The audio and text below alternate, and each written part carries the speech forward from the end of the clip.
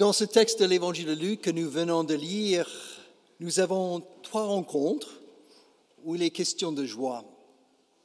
Dans la rencontre entre Zacharie et l'ange Gabriel, la joie est conjuguée au futur. Dans celle entre Marie et l'ange Gabriel, elle est conjuguée à l'impératif.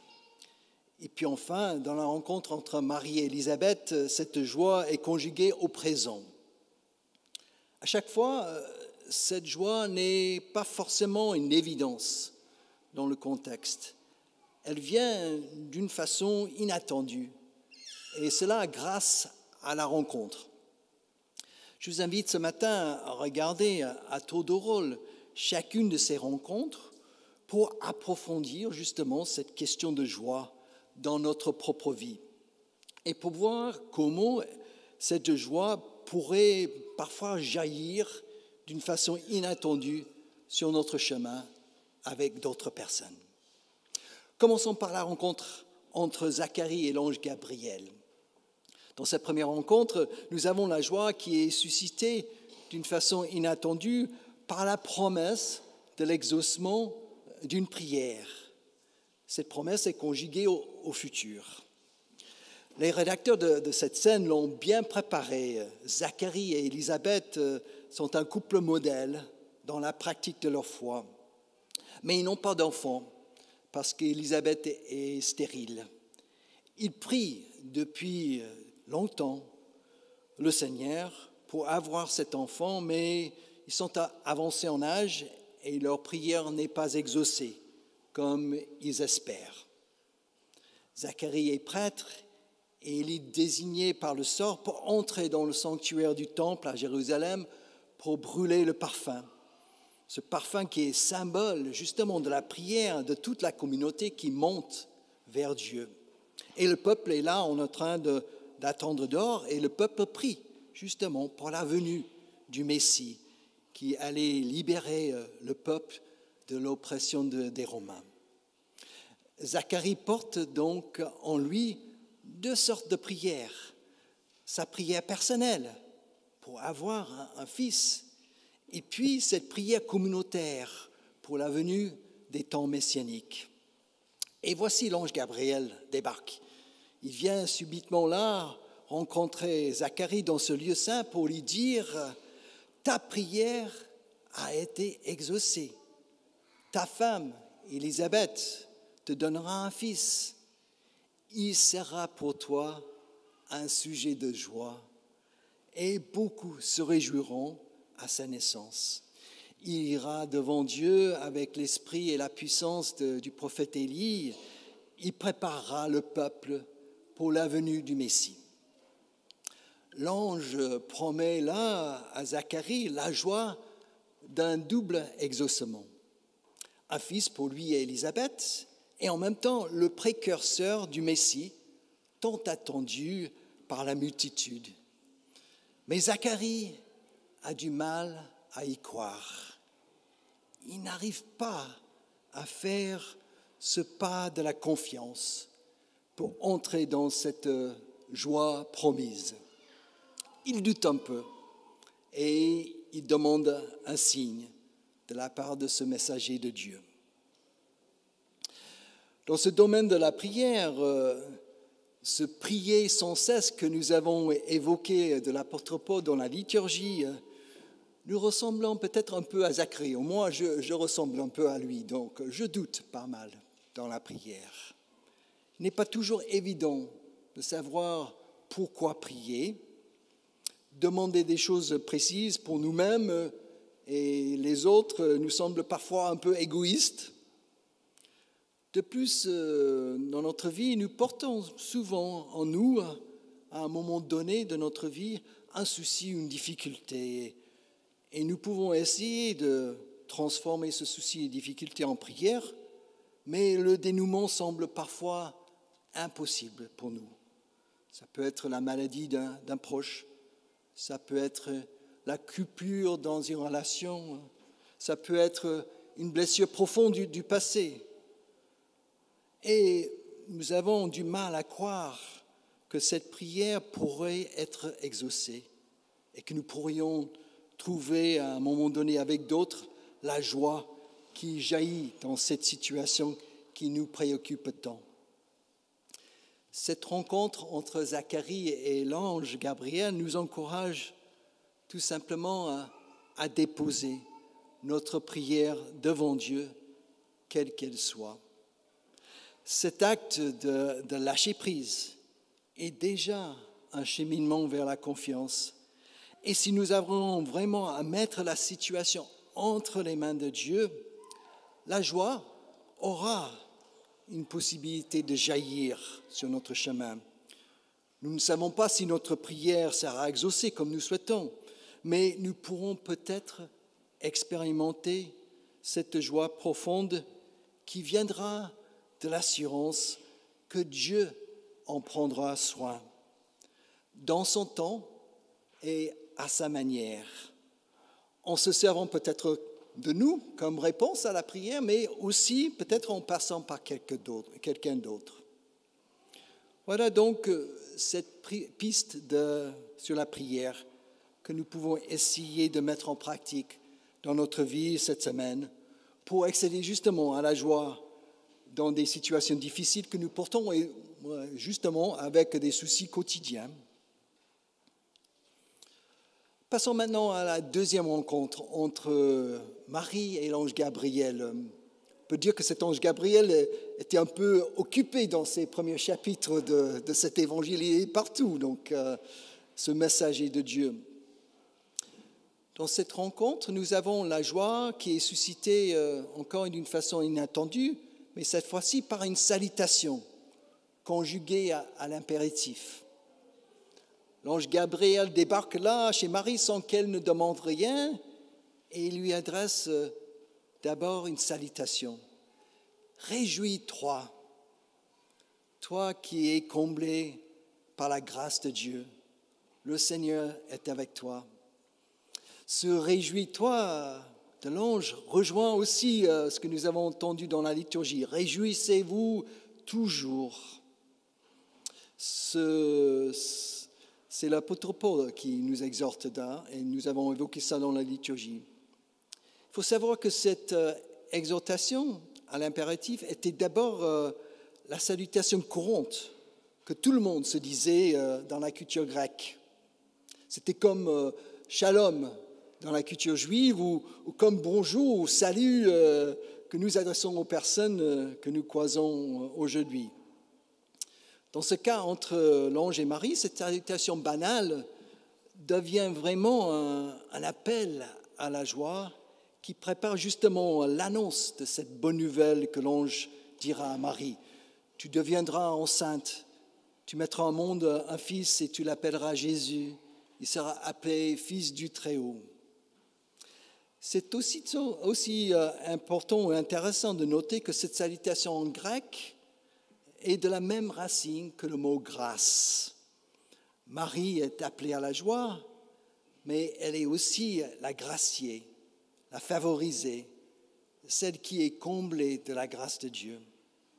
Et de plus, dans cette histoire, l'ange lui dit que, dans sa salutation, que le Seigneur est avec elle. Il y a trois choses qui sont prononcées sur Marie là, dans cette salutation. Et Marie écoute attentivement ce que dit l'ange et elle en cherche le sens. Elle réfléchit à ce que cette salutation pourrait signifier. Elle s'interroge en elle-même. Sa démarche est un peu à l'inverse de Zacharie. Elle est habitée par une confiance tranquille qui intègre la quête du sens dans sa démarche de foi. Et cette démarche va l'amener à dire à la fin de cette rencontre, « Je suis la servante du Seigneur, qu'il m'advienne selon ta parole. »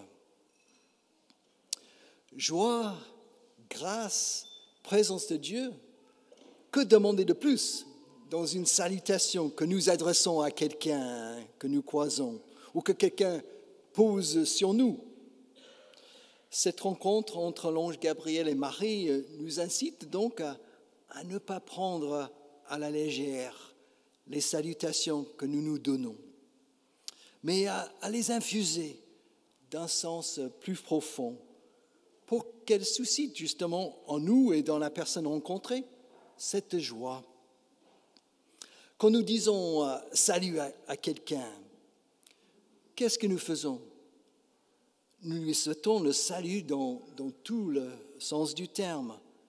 Son bien-être physique, sa santé, son bien-être intérieur, son bien-être relationnel dans la société, ou aussi en tant que chrétien, son bien-être devant Dieu en Jésus-Christ. C'est un salut holistique que nous prononçons sur notre ami lorsque nous disons « salut ».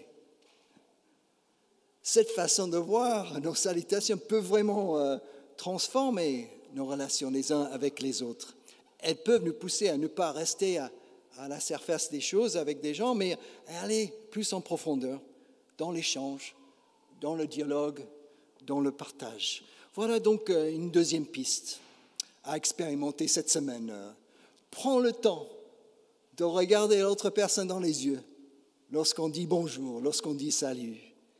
Et puis aussi, prends le temps de retrouver ce sens profond de ce que nous disons et de poser vraiment cette joie, cette bénédiction de joie sur l'autre dans ces échanges que nous pouvons avoir dans la rue ou entre amis ou entre membres de la même famille.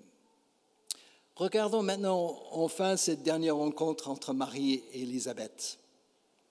Elle nous parle de la joie qui jaillit au présent, d'une façon inattendue, dans la rencontre avec quelqu'un qui porte quelque chose en commun avec nous. Oui, Marie vient d'accueillir cette parole de l'ange qui fera d'elle une maman. Elle a aussi entendu en même temps la parole de la bonne nouvelle de la grossesse d'Élisabeth, et elle part aussitôt en voyage à la rencontre d'Élisabeth. Et quand Marie entre dans la maison et salue Élisabeth, la joie jaillit au plus profond d'Élisabeth.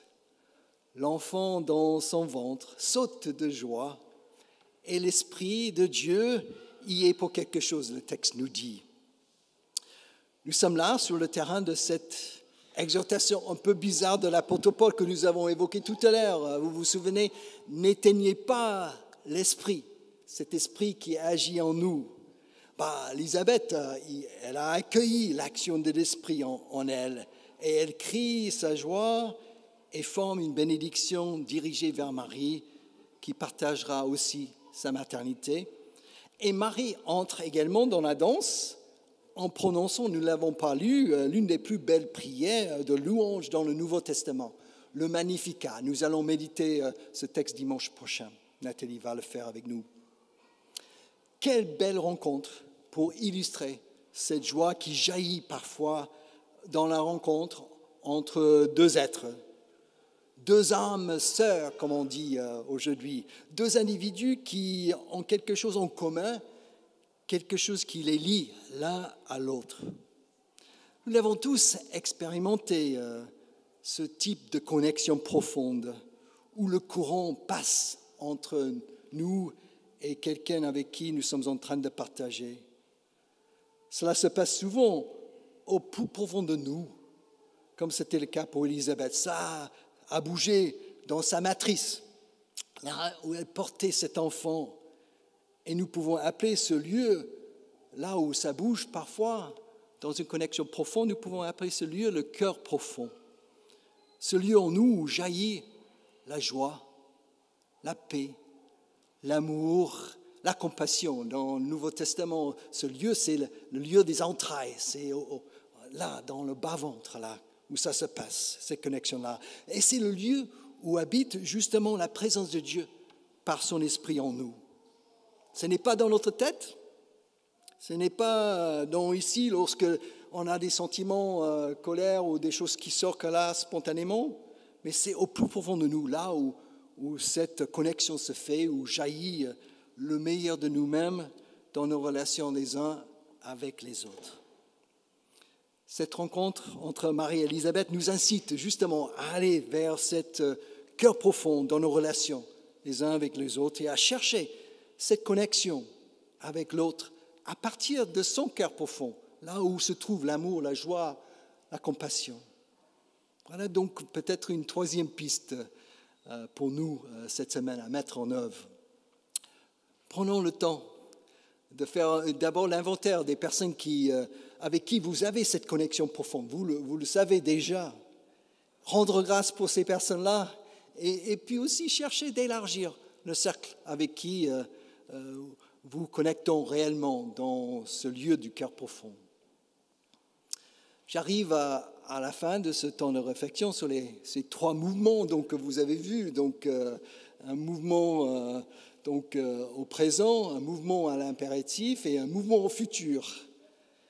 Et je voulais terminer justement en évoquant avec les parents, les familles, les parents, les marraines et les amis de Zita, d'Albert et de Marthe, cette question de la joie. Notre communauté partage aujourd'hui avec vous un moment de joie profonde. Et nous le ressentons tous dans notre cœur profond. Tout à l'heure, lors des baptêmes, j'ai toujours quelque chose qui bouge en moi chaque fois que je pose une main sur un enfant. La connexion est là et nous vous portons dans notre prière. Zita, Albert, Marthe et tous vos enfants sont aujourd'hui promis à la joie. Et nous voulons être des messagers de Dieu auprès de vous pour le dire.